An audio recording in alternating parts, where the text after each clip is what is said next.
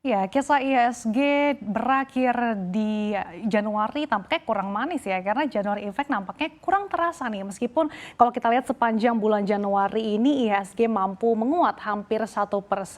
Nah, ada sejumlah sentimen yang mempengaruhi laju IHSG pada perdagangan hari ini. Di antaranya dari sentimen global, yaitu data aktivitas manufaktur China yang melambat pada bulan Januari dibandingkan bulan sebelumnya yang tercatat 50,1 pada Januari atau turun dari bulan sebelumnya sebesar 50,3. Hal tersebut imbas langkah pengetatan dalam upaya kembali menyebarnya COVID-19 di China untuk membatasi gitu ya. Nah, turunnya aktivitas manufaktur China ini dapat berdampak negatif terhadap ekonomi Indonesia karena China merupakan salah satu mitra dagang utama Indonesia dengan peran China terhadap ekspor Indonesia sebesar 23,24%. Sentimen berikutnya yang menjadi perhatian pelaku pasar juga terkait meningkatnya eskalasi Rusia dan Ukraina yang kemudian berdampak pada berlanjutnya tren kenaikan harga minyak. Apalagi ketegangan ini pun ikut menyeret negara-negara besar dunia seperti Inggris, Amerika Serikat, dan koalisi militernya NATO, di mana harga minyak dunia bergerak menguat di atas level $90 per barel atau menyentuh rekor tertinggi dalam 7 tahun terakhir. Nah, Rusia ini kan salah satu produsen dan eksportir minyak utama dunia. Saat terjadi ketegangan, dikhawatirkan produksi dan juga distribusi minyak Rusia akan terganggu, sehingga ketika pasokan minyak dunia akan berkurang, harga minyak bergerak naik. Ditambah lagi kondisi di mana negara-negara anggota OPEC masih kesulitan untuk menggenjot produksi minyak membuat harga minyak semakin menguat. Sementara dari dalam negeri, perkembangan situasi pandemi COVID-19 di Indonesia ini juga masih menjadi perhatian investor ya, karena Satgas Penanganan COVID-19 mengumumkan ada tambahan lebih dari 11.500-an kasus konfirmasi positif pada Sabtu 27 Januari lalu atau tertinggi dalam lebih dari 5 bulan terakhir. Dan hari ini tanggal 31 Januari adalah hari terakhir diberlakukannya masa PPKM. Dengan meningkatnya kembali COVID-19 saat ini, maka bukan tidak mungkin terbuka lebar potensi status PPKM jadi ditingkatkan, terutama di DKI Jakarta sebagai pusat perekonomian Indonesia. Nah, kalau status PPKM ditingkatkan nih dari level 2 menjadi level 3, akibatnya apa? Ekonomi akan menjadi lesu dan juga membuat ekspektasi kinerja keuangan emiten-emiten menjadi turun di kuartal 1 tahun ini. Dan kita lihat pada hari ini di hari terakhir bulan Januari, IHSG sayang sekali tidak mampu ditutup di teritori positif, padahal 3 hari perdagangan terakhir mampu berada nyaman gitu ya di posisi zona hijau. Dan pada hari ini IHSG ditutup di level 6.631, di mana consumer non-primer di sini memimpin penguatan 1,84%, kemudian disusul bahan baku yang menguat 1,7%, teknologi 1,14%.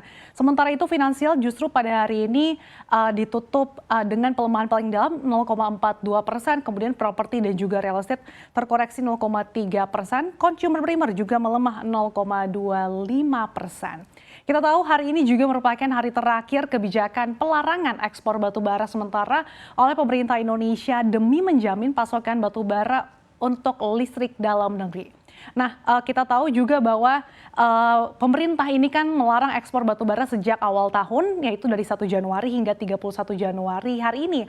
Artinya perusahaan-perusahaan batubara yang sudah memenuhi ketentuan suplai batubara dalam negeri atau DMO ini boleh kembali mengekspor batubara. Apalagi saat ini harga batubara global lagi mantap-mantapnya ya di level $230 per ton atau tertinggi sejak akhir Oktober tahun lalu, yang tentunya akan berdampak positif pada pendapatan perusahaan batubara yang melakukan ekspor. Dan per 27 Januari lalu sudah ada 171 perusahaan yang melakukan kegiatan ekspor, di mana Kementerian SDM pun akan melakukan evaluasi pemenuhan DMO batubara dalam setiap bulannya. Tapi bagi yang tidak memenuhi akan dikenakan sanksi sesuai dengan ketentuan yang berlaku. Nah, kita akan lihat di sini seperti apa sih beberapa saham dari emiten batubara gitu ya. Ada Adaro Energi yang justru malah terkoreksi 2,63% gitu di tengah kabar positif dari akhir dari hari pelarangan batubara dalam negeri. Kemudian Bukit Asam pada hari ini ditutup melemah 0,69%. Ada Indika Energi yang tadi kita sempat lihat pada sesi pertama menguat, malah justru ditutup berakhir di teritori negatif dengan pelemahan 2,33%. Kemudian ada Bumi Resources yang melemah 1,32% dan Adaro justru juga terkoreksi 2,63%. Nah, sebetulnya selain harga batu bara yang menguat, harga CPO juga dalam tren penguatan. Kita akan lihat seperti apa pergerakan harga saham-sahamnya. Ya, harga minyak sawit mentah atau crude palm oil CPO ini juga menyentuh rekor tertingginya di sepanjang masa pada perdagangan Jumat pekan lalu, di mana harga CPO ditutup di level Rp5.828 Malaysia per ton atau naik 3,38% dari harga penutupan di hari sebelumnya. Manuver yang dilakukan pemerintah Indonesia mengenai pembatasan ekspor minyak sawit sepertinya masih berimbas kepada harga CPO dunia. Maklum saja ya, Indonesia ini kan menyumbang setidaknya sekitar 59% pasokan minyak sawit dunia. Alhasil, kebijakan pemerintah Indonesia yang sebelumnya menetapkan kewajiban pasokan dalam negeri atau DMO minyak sawit untuk menjamin harga jual minyak goreng domestik tersebut turut mengakibatkan kelangkaan CPO di pasar internasional dan imbasnya harganya pun melambung tinggi. Kita akan lihat di sini ada beberapa emiten di CPO, ada PP Lando Sumatera yang pada hari ini berhasil menguat hingga 7,23%. Kemudian ada juga Eagle High Plantation yang juga ditutup terapresiasi hingga lebih dari 7%, 7,35%.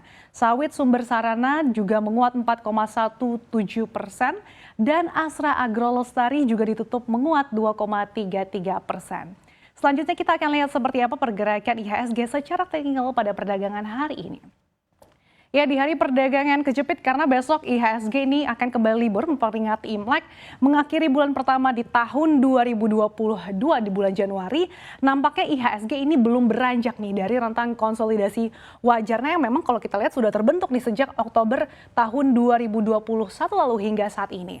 Nah, hal ini yang terlihat dari indikator RSI yang kalau kita lihat ini berada di level 51 yang masih tampaknya belum menunjukkan adanya indikator jenuh beli maupun jenuh jual. Akan tapi RSI terkonsolidasi naik. Nah, setelah sebelumnya mendekati level jenuh jual yang menunjukkan tampaknya indeks berpeluang menguat nih dalam jangka pendek meskipun terbatas. Nah, secara teknikal kalau kita di sini candlestick ini membentuk higher high dan juga higher low dengan indikator stokastik membentuk golden cross yang terbentuk sejak 26 Januari lalu dan kalau kita lihat juga di sini sudah mulai bergerak di atas rata moving average-nya yaitu MA20 dan juga MA50-nya yang kalau kita lihat ini MA50-nya menjadi support yang menopang penguatan IHSG atau menjadi level supportnya dalam beberapa minggu terakhir. Meskipun kalau kita lihat ya meskipun terbentuk candle hijau dalam 3 hari perdagangan terakhir, tapi pada hari ini terbentuk black candle gitu, sehingga ini masih ada potensi tekanan namun tampaknya tidak signifikan. Mengingat kalau kita lihat juga besok IHSG masih akan kembali libur sehingga investor tampaknya akan wait and see terlebih dahulu nih. Dan saat ini support terdekat berada di kisaran level 6.600-an. Kalau dijebol maka perlu waspadai karena IHSG akan masuk ke fase downtrendnya lagi. Sementara level resistance berikutnya ada di level sekitaran 6.700. Dan kalau berhasil ditembus IHSG ini akan masuk ke fase uptrend lagi dan bentuk level all time high-nya. Apalagi beberapa hari terakhir kita lihat penguatan IHSG ini ditopang oleh kenaikan berbagai harga komoditas mulai dari batu bara, CPO hingga minyak, sehingga apakah bulan Februari nanti IHSG bisa menguat signifikan ditopang oleh panen berbagai harga komoditas global. Dengan kata lain, komoditi super cycle jilid 2 akan kembali terjadi, kita nantikan bersama.